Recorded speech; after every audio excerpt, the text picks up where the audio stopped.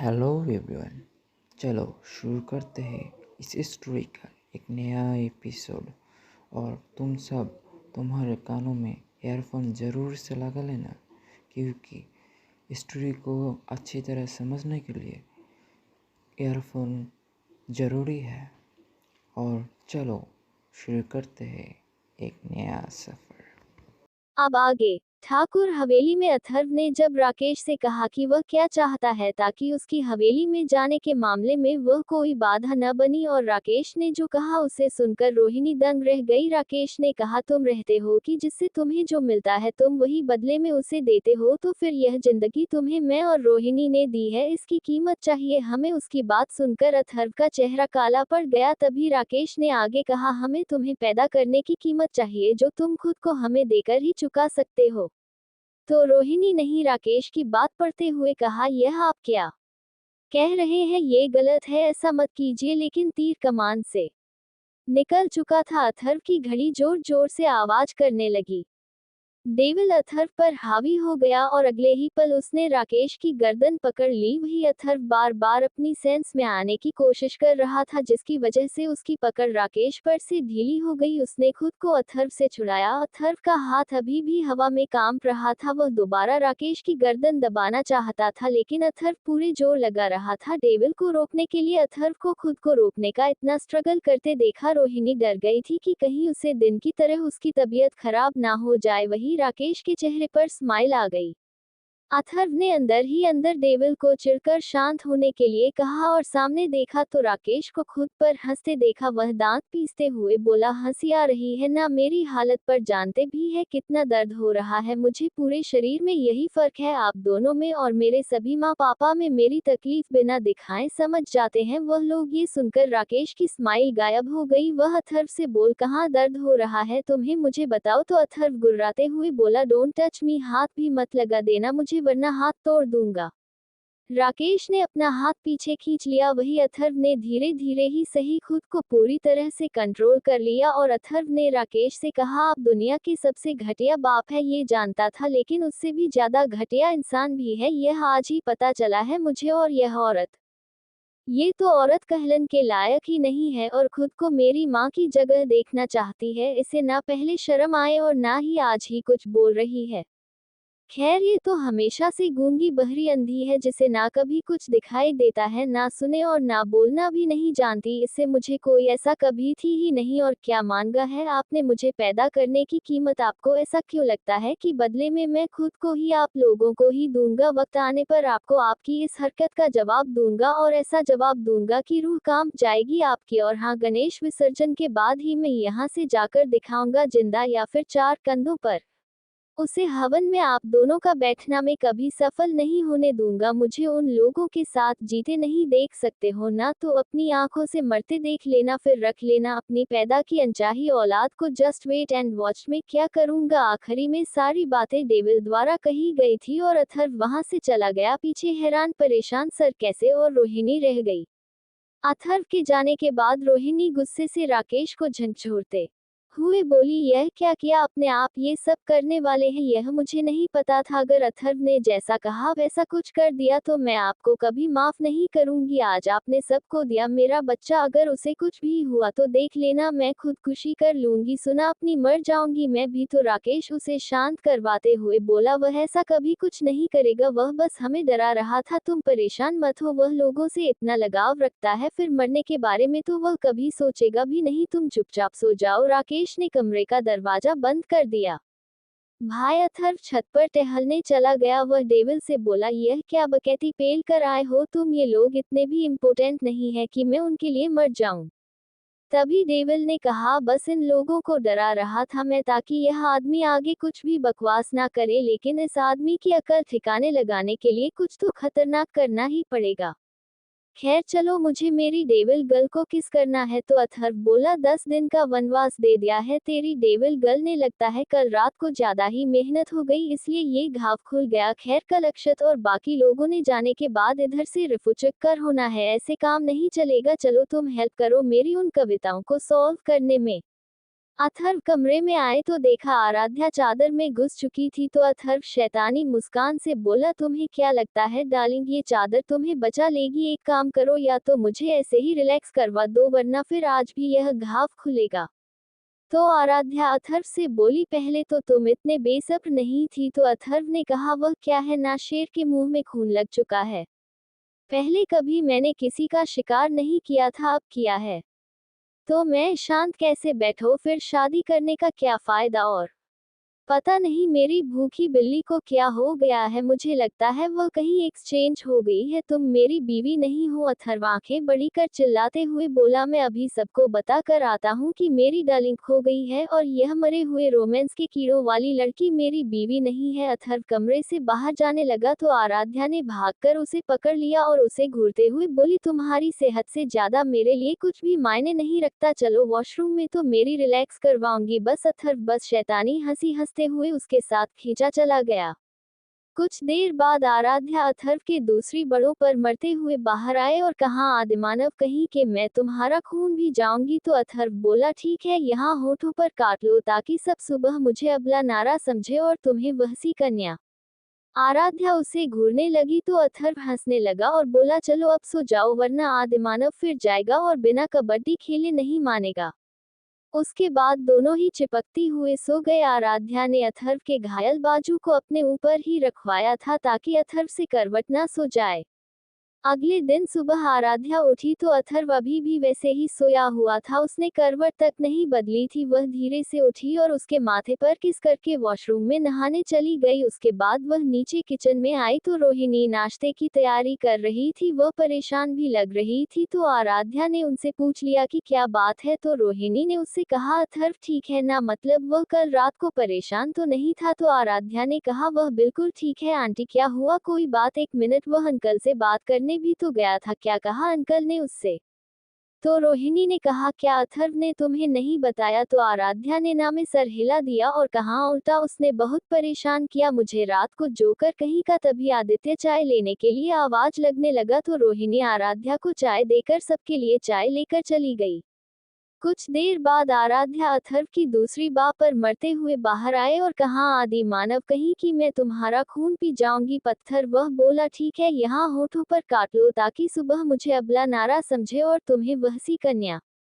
आराध्या उसे घूरने लगी तो अथर्व हंसने लगा और कहा, हम चलो अब सो जाओ, वरना आदिमानव फिर जाया जाएगा और बिना कबड्डी के लिए नहीं मानेगा। उसके बाद दोनों ही चिपकती हुई सो गए। आराध्या ने अथर्व की घायल बाजू को अपने ऊपर ही रखवाया था कि अथर्व उसे करवट ना सो जाए। अगले दिन सुबह आराध्या उठी तो अथर्व अभी भी वैसे ही सोया हुआ था, उसने करवट तक नहीं बदली थी। वह धीरे से उठी और उसके माथे पर किस देकर वॉशरूम में चली गई। उसके बाद वह नीचे किचन में आई तो रोहिणी नाश्ते की तैयारी कर रही थी, वह परेशान भी लग रही थी। तो आराध्या ने उनसे पूछ लिया कि क्या बात है। तो रोहिणी ने उससे कहा, अथर्व ठीक है ना, मतलब वह कल रात को परेशान तो नहीं था? तो आराध्या ने कहा, वह बिल्कुल ठीक है आंटी, क्या होगा? कोई बात? एक मिनट, वह अंकल से बात करने भी तो गया था। क्या कहा अंकल ने उसे? तो रोहिणी ने कहा, क्या अथर्व ने तुम्हें नहीं बताया कुछ? आराध्या ने ना में सर हिलाया और कहा, उल्टा उसने बहुत परेशान किया मुझे रात को, जोकर कहीं का। तभी आदित्य चाय के लिए आवाज लगने लगा तो रोहिणी आराध्य को चाय देकर सबके लिए चाय लेकर चली गई। वही अथर्व की आंख खुली तो आराध्य को नदारद देखकर उसका मुंह बन गया और उसने साइड का दराज खोला और वह कविता का पेज उठाकर पढ़ने लगा, लेकिन उसके कुछ पल्ले नहीं पड़ा। वह उठकर बाहर जाते हुए बोला, देखते हैं इस हवेली में किसी के पास दिमाग है या नहीं। फिर हंसते हुए बोला, अपना काम बनता भाड़ में जाए, हवेली की जनता मेरी दादू डोल रख, ध्रुवी और परी को छोड़कर। अथर्व सीटी बजाते हुए नीचे उतरा तो उसकी नजर आरती पर पड़ी। उसने जोर से सीटी बजाई तो आरती को छोड़कर सब ने उसे देखा तो अथर्व चीखते हुए बोला, आए जरा। आरती अथर्व के पास गई तो अथर्व बोला, आपको कविता पढ़ने का शौक है क्या? आरती ने हाँ बोल तो अथर्व ने उसे वह परिचित हमारी और आराध्या को दूर से ही सुनते हुए बोल डाल, किसी ने मुझे लव लेटर भेजा है, जरा बताए, मुझे समझ में नहीं आ रहा कि क्या लिखा है। सब ने आराध्या को देखा जिसके बिल्ली जैसे कान खड़े हो गए थे। वह तेजी से वहां आए और बोली कि चुड़ैल ने तुम जैसे कार्टून को लेटर भेज दिया। तो अथर्व ने कहा, तुम जैसे ही कोई है, मैं सोच रहा हूँ उसे पता लो, अब तुम तो कुछ सेवा करती नहीं हो। वही मेरी। अथर्व बोलते बोलते चुप हो गया क्योंकि आराध्या उसे चंडी का अवतार धरकर घूर रही थी। तो अथर्व किसी की भी परवाह किए बगैर उसे की सुजलते हुए बुलारे डालेंगे। कविता है, वैसे ही पूछ रहा हूँ कि यह लिखी किस पर गई है, आ जाओ तुम ही मदद कर दो। अथर्व ने आराध्या को भी अपने पास बैठा लिया। वही अक्षत और धैर्य ने एक दूसरे को देखा और अथर्व के सर पर खड़े हो गए। सबने वह कविता पढ़ी तो आरती ने कहा, ये तो किसी जगह के बारे में है। तो आराध्या बोली, शायद वहां पर छोटी छोटी गलियां हैं। तो दरिया ने कहा, वहां पर शायद कोई एसटीडी भी है। तो अक्सर बोला, ये किस जगह का एड्रेस है, इधर दिखा अक्षत वह कागज ले। तभी अथर्व ने उसे कागज को लपेटते हुए अपनी जेब में डाल दिया और कहा, ये तो मुझे निर्भय ने दिया था। उसे लगता है मैं हिंदी में कमजोर हूँ। अब ये तो सच है, लेकिन मैं हार मान जाऊँ, ऐसा कैसे हो सकता है। अब मैं समझ गया, यह इस कॉलोनी के बारे में है जहाँ इन लोगों का फ्लैट है। अरे वहीं पर देखी है मैं छोटी छोटी गलियां। अथर्व ने देखा कि अक्षत उसे शक भरी निगाहों से घर रहा है, तो वह उसके पीछे जाकर उसकी पीठ पर चढ़ते हुए बोला, आज तो पल में नहाऊंगा मैं। तो अक्षत उसे सोफे पर पटकते हुए बोला, बिल्कुल भी नहीं, तुम्हारा घाव अभी भरा नहीं है, मार मार के भरता बना दूंगा। जीत की तो आज मुझे ललित अंकल के साथ जाना है। तो धैर्य ने कहा, और तू मेरे साथ ऑफिस जाएगा, जाकर तैयार हो जा। अथर्व ने नाटक करते हुए अपनी बाजू पकड़ ली और चिल्लाते हुए बोला, आ मेरे हाथ में दर्द हो रहा है, मुझसे कोई काम नहीं होगा। तो देहरियों ने एक मुक्का उसकी कमर में मारा और कहा, मर जाए यही कुत्ता। धैर्य भी वहां से चला गया। तो अथर्व ने चैन की सांस ली। उसने सामने देखा तो सब लोग उसे घूर रहे थे। कुछ देर बाद सब नाश्ता करके अपने काम के लिए निकल गए। अक्षत और धैर्य भी जा चुके थे। अथर्व भी आराध्य को हॉस्पिटल छोड़ने के लिए मेंशन से निकल गया। आराध्य को अस्पताल के बाहर उतरकर अथर्व तब तक वही रहा जब तक आराध्या अंदर नहीं चली गई। उसके बाद वह सीधा निर्भय लोगों के पास पहुंच गया।